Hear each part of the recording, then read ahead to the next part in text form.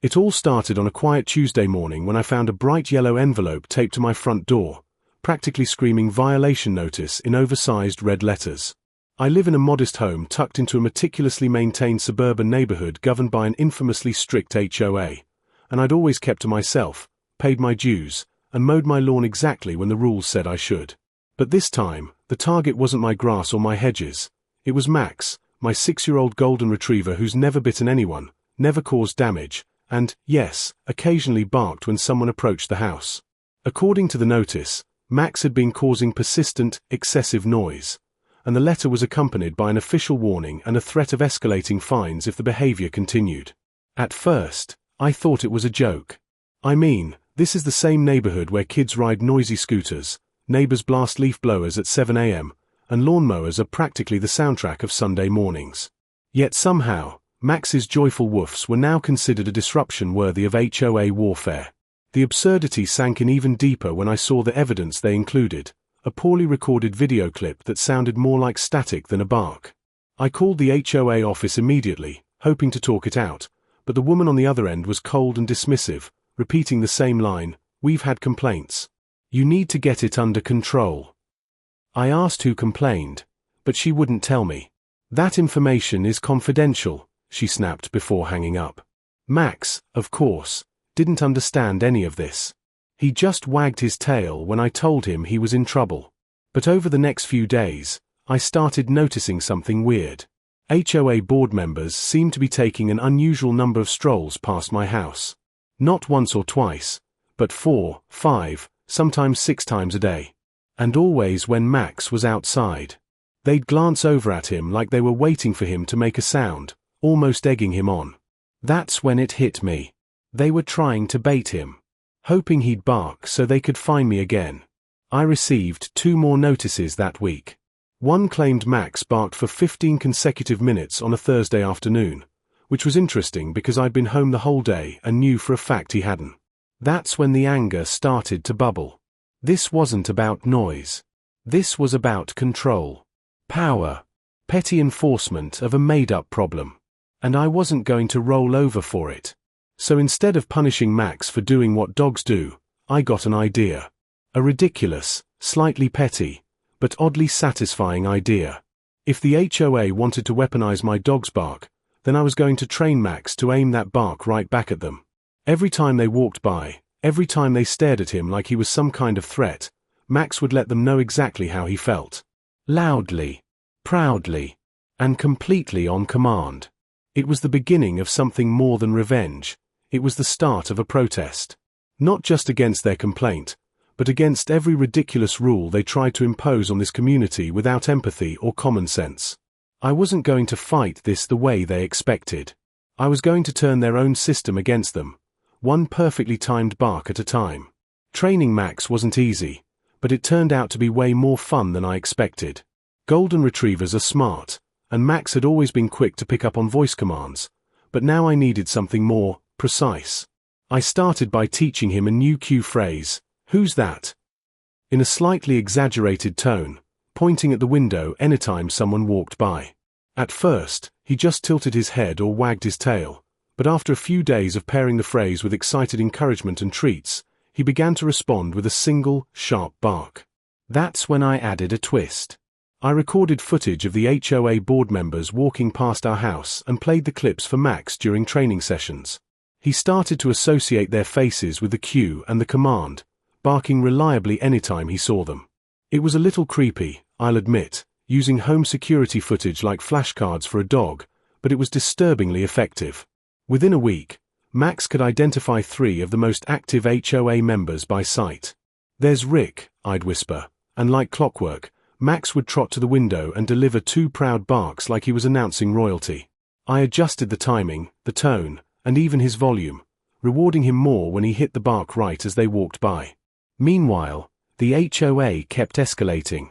Another violation letter came in, this time with a $100 fine attached, accusing Max of willfully disturbing the peace on a Sunday morning.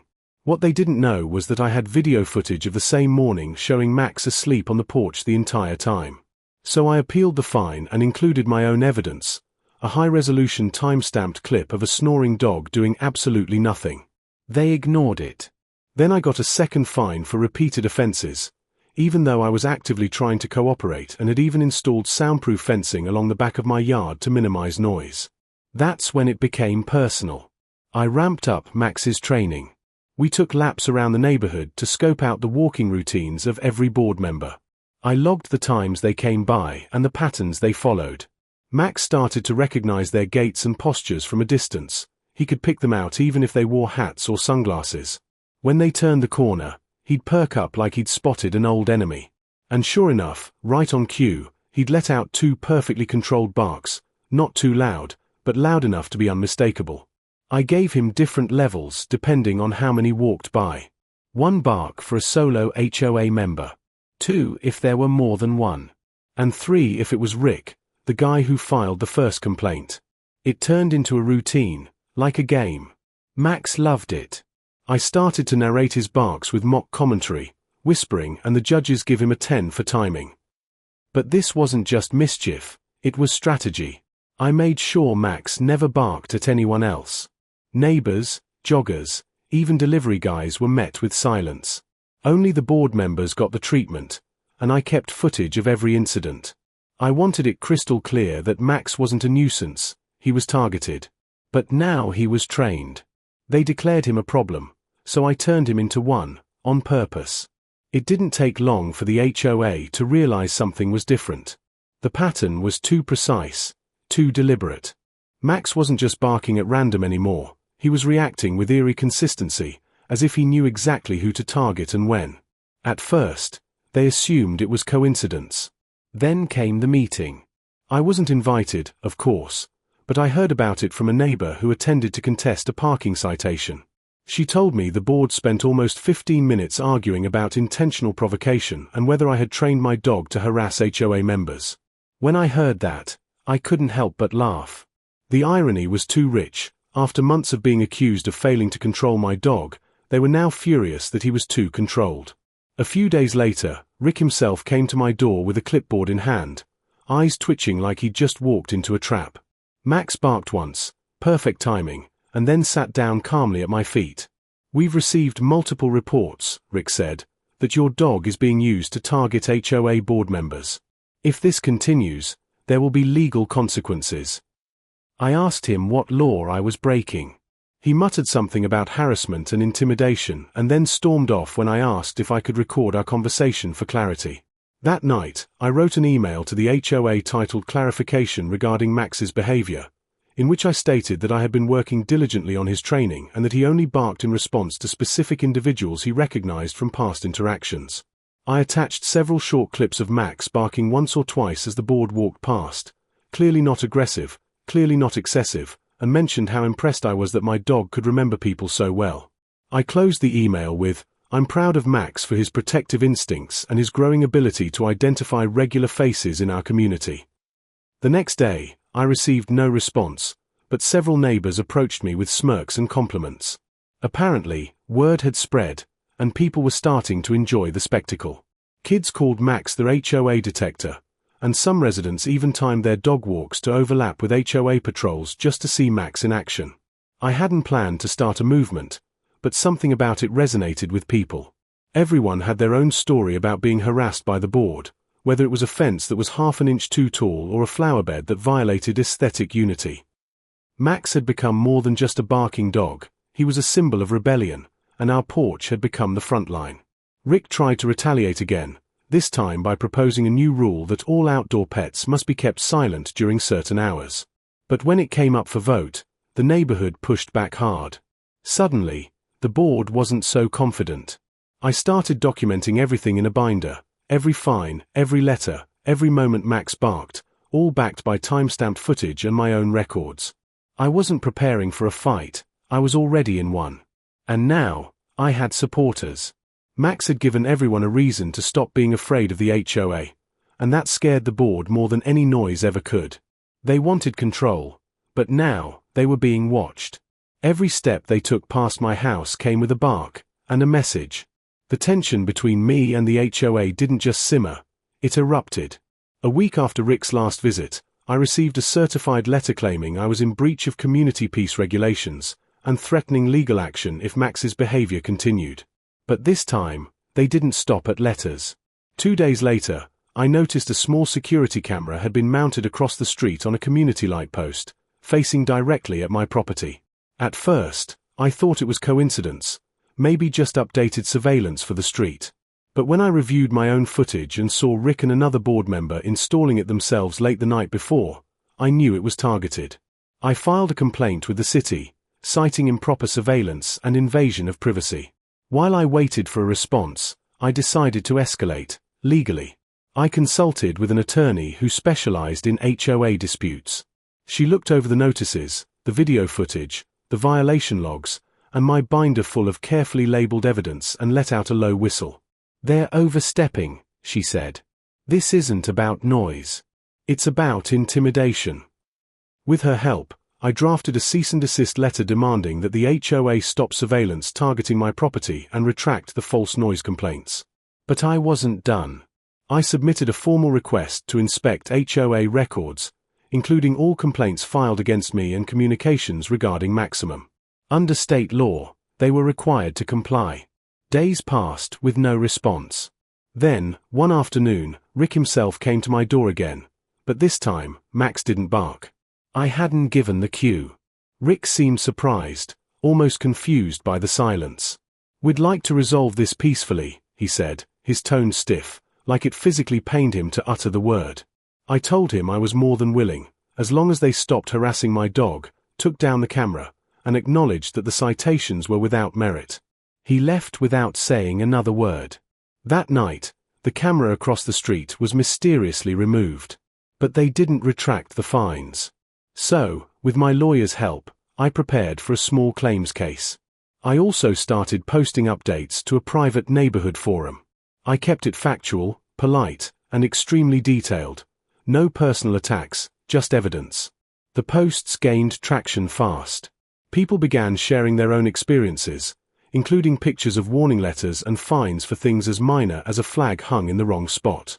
Within a week, the tone of the entire neighborhood shifted. The HOA had ruled through passive fear for years, but now they were being called out publicly.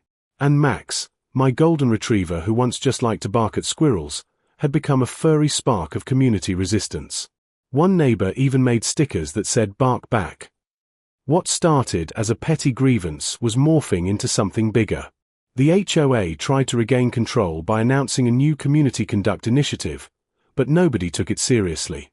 Their meetings, once dry and poorly attended, were now packed with residents demanding transparency. Max sat on our porch like a king on his throne, quietly watching as the people finally found their voice. The HOA had declared him too loud, but all they'd really done was make the neighborhood louder. The lead-up to the court hearing became the final straw for the HOA's crumbling authority. Despite mounting backlash, the board refused to back down, insisting that my weaponized dog posed a risk to community tranquility. In preparation, my lawyer and I compiled a full dossier, time-stamped footage, documented witness statements from supportive neighbors, and a forensic audio report proving Max's barks never exceeded local decibel limits. But we didn't just prepare a defense. We prepared a countersuit for harassment and emotional distress, citing the HOA's targeted surveillance, false fines, and aggressive conduct. The day before the hearing, Rick emailed a last-ditch settlement offer, dropped the case and they'd erase all fines and promise not to issue further warnings, so long as the dog's behavior remains tolerable. Tolerable. That was the word they used to describe a dog doing what dogs naturally do. I rejected it without hesitation. We showed up to court with everything in order. The judge, a woman who clearly had little patience for petty power struggles, raised her eyebrows at the sheer weight of our evidence. One by one, we presented each video clip, each violation notice, each retaliatory act. When the judge asked Rick why they'd installed a surveillance camera across from my home, he claimed it was for community safety. But my lawyer pulled up the footage of them sneaking out at midnight to install it, and the judge didn't even try to hide her disbelief. In the end, not only were the fines dismissed, but the court ordered the HOA to pay damages and issue a formal written apology. That apology arrived in the mail a week later, typed in the driest bureaucratic tone imaginable, but it was signed by every board member. I had it framed and hung in my living room right above Max's dog bed. The victory was more than personal, it rippled across the neighborhood like thunder. Emboldened by the outcome, more residents came forward. A woman down the street filed a petition against the HOA for restricting native plants in her garden. A retired veteran sued for discrimination after being fined for flying his military flag on Memorial Day. Suddenly, the HOA meetings weren't just packed, they were loud, charged with people who finally felt like they had a say. The board, once smug and untouchable, now walked with the defeated shuffle of people who'd tasted resistance and knew they'd lost. Max kept barking, of course, but only when it mattered. He became a minor celebrity in the neighborhood. Kids made him cards. Someone dropped off a bag of gourmet treats with a note that read, "To the goodest boy who barks for justice." I bought him a new collar with a custom tag that said Neighborhood Watchdog. Even the mailman started slipping him extra biscuits. For the first time since I moved in, I actually felt like I belonged here. The silence of compliance had been replaced by something louder, messier, but far more real. Max had exposed the rot beneath the HOA's polished surface, not through violence or aggression, but through persistence and presence. He didn't change who he was. He didn't need to. They tried to break him down, and instead, he became the mascot for standing tall. And as the sun set each evening, Max would lie on the porch, calm and proud, watching as neighbors waved and laughed, no longer afraid of who might be watching. In the months that followed the court victory, everything changed, not just for me and Max, but for the entire neighborhood. The HOA, once a looming presence, had been reduced to a nervous formality, still technically in place but stripped of its power and fear factor. They held elections shortly after the legal fallout, and for the first time in over a decade, every seat on the board was contested. Rick didn't even bother running. Instead, a group of residents who had previously kept quiet, teachers, veterans, young families, stepped up to bring in a new era of transparency.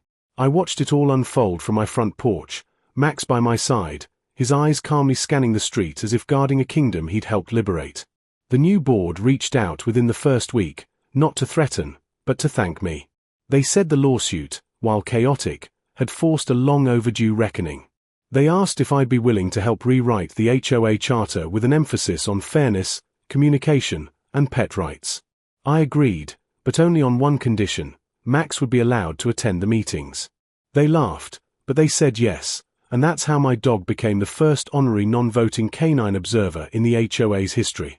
His first appearance at the clubhouse was met with cheers. People brought treats. Someone made him a tiny bark tour of law sash, and Max, always modest, wagged his tail like it was just another Tuesday. But beneath the silliness, something profound had shifted. People were talking more, helping each other more. The fences that once divided us felt less rigid. Even small things changed. The woman next door started a community garden. 2 houses down, a teenager opened a dog walking service inspired by Maximum. The new board hosted monthly BBQs instead of secretive hearings. Fines dropped by 90%. And Max? He still barked now and then, but only when he wanted to say hello. The very noise they'd once tried to suppress had become the anthem of a neighborhood learning how to live with each other instead of over each other. Looking back, I sometimes wonder what would have happened if I'd just muzzled Max, paid the fines, kept my head down. But then I see him stretched out under the sunset, a few grey hairs forming in his golden coat, and I know we both earned this peace. His bark was never the problem. It was a symptom of a community out of balance, ruled by fear instead of understanding. And the moment we pushed back, firmly, loudly, and unapologetically, that balance began to return. So when new neighbors move in and ask why people honk when they pass my house, I point to Max, who perks up every time, and I say, "That's how we say thanks around here." His story, our story, became a reminder that sometimes the smallest voices, especially the ones people try hardest to silence, are the ones that bring the biggest change. And in this quiet little suburb with its once terrifying HO, one dog barking at the right time was all it took to make everything louder, better, and a whole lot freer.